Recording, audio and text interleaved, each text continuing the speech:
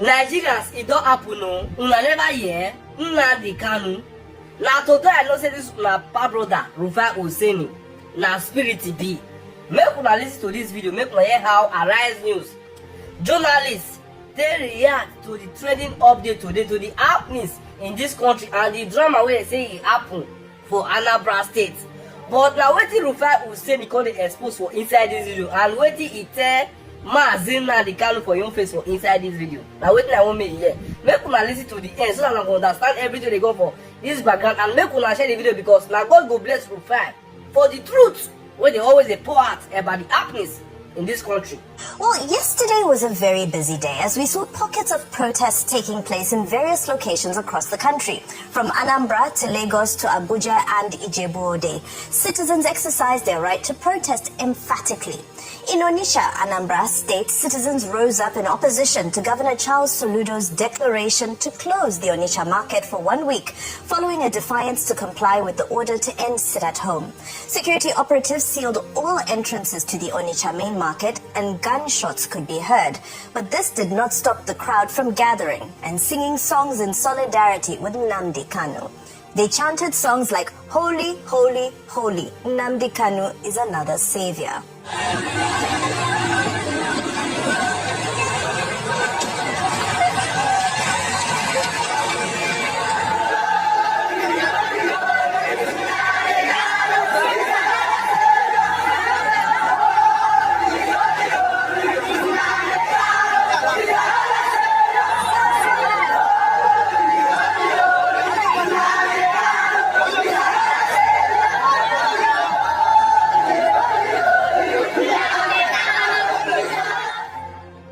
Still on the theme of protests, to Abuja now, where the National Industrial Court sitting in Abuja ordered workers under the Federal Capital Territory Administration to immediately call off their ongoing strike and return to their duty posts. The workers defied this order and continued protests yesterday, leading to the minister, Nyesom Wike, to make this particular statement.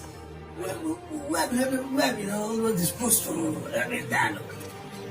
Like I told you, they have met with the management, they have met with the agencies. What are the issues? We have talked with them for. But nothing, they give you this kind of no problem at all. Happen before you know to go and do a different thing.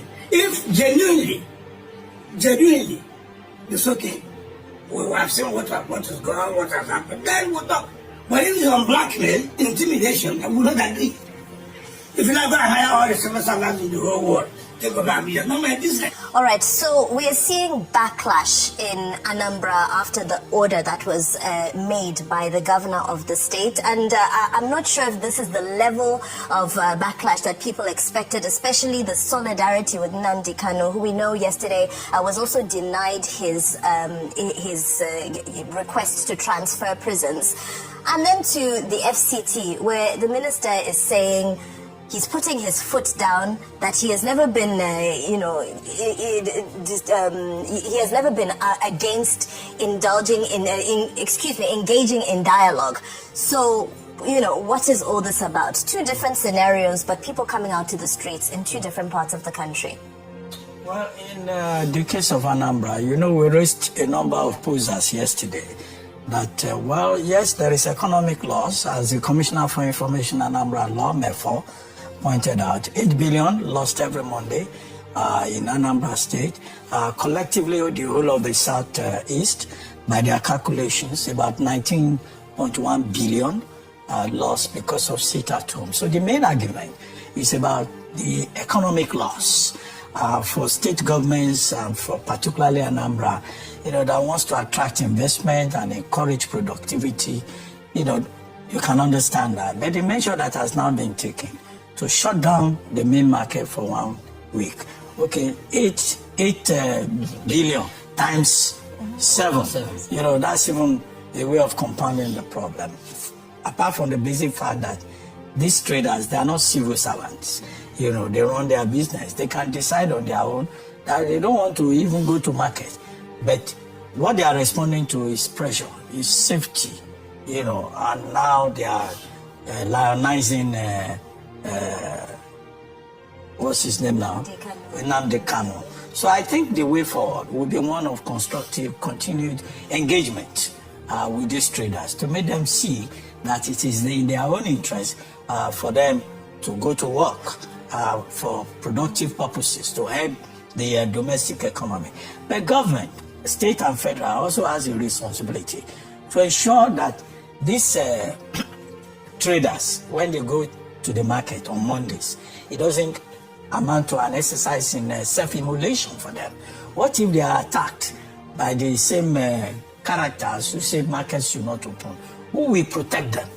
Is the state,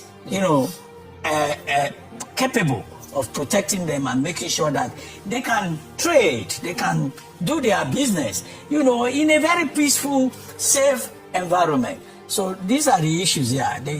It's also unfortunate that there was a report that they were tear gas, they were attacked by security agents. Well, I don't think, you should go that far, because that will amount to alienating, the Onitsha market traders who once gave us beautiful literature, Onitsha market literature, which we can never forget in the study of Nigerian literature. So it's a very big cultural center. Quickly, as for the FCTA workers protesting, well, the place to resolve dispute, of course, the National Industrial Court. And they've gone to the National Industrial Court. The National Industrial Court has said they should suspend the strike. I think that association, that joint union action, should be suspended in obedience to what the court has said. And then other issues can be resolved. And that's why Minister Wike was talking about dialogue. There's something called collective bargaining. There's whatever the problem is, the senior staff and the other people involved, they will just have to sit down with management and resolve whatever is out there. So I think to that extent, the minister is on terra firma to say whatever the problem is, let's dialogue. However, is addition to it that nobody can intimidate me, we will not succumb to blackmail, and that if you want to blackmail, it's none of my business. So it was sounding conciliatory on one hand, and then talk about blackmail, intimidation. That doesn't seem to show the true spirit, of a dialogue. But also in that particular case, there's no matter so difficult that cannot be resolved with dialogue and diplomacy. Absolutely. And I think people should talk to each other real quickly. If he cares to take it, my advice for Governor Soludo is go and open that market. It's not needed. I know, Governor Soludo, a lot of people will be telling you around you that if you open that market, it will look as though you have bulked the pressure on everything. Don't listen to them. You want your state to be safe. You don't want the rancor on the streets of your people. You don't want this to happen in Onitsha and people scampering around and police shooting tear gas. What if people were killed yesterday? That would be another blood on your neck. Go ahead and open the market. As regards the sit-at-home, see, we all know that criminal elements have hijacked the sit-at-home. Nnamdi Kanu has said many times in the courts that I do not support the sit-at-home. All right, yes, it started as a reaction, but they have now seen that the start of something, you don't know the end of the thing. As long as you cannot provide security for the people, which anyway, there's no way you can provide security for anybody in this country. There's no security in Nigeria. We are just all living by the grace of God. So as long as you know that, just allow these people trade. The question I keep asking the government, you think these people don't want to trade? You think they don't want to utilize and make more money on a Monday? They want to. You think they want to turn their Saturdays into like Mondays? Now they now work up to Saturday. You think, but it's because it's the new normal. So until this simmer out, please, Governor Soludo, don't let people deceive you. Just go there. If there's no security in Nigeria, then disband the police and wait for the chaos that will come. I'm not sure we're going to take it. Let's give them some credit. Dr. Bati, with due respect, yes, I give the military and the police credit, but you and I know that there's no security in this country. Okay. Wait a minute, Victor.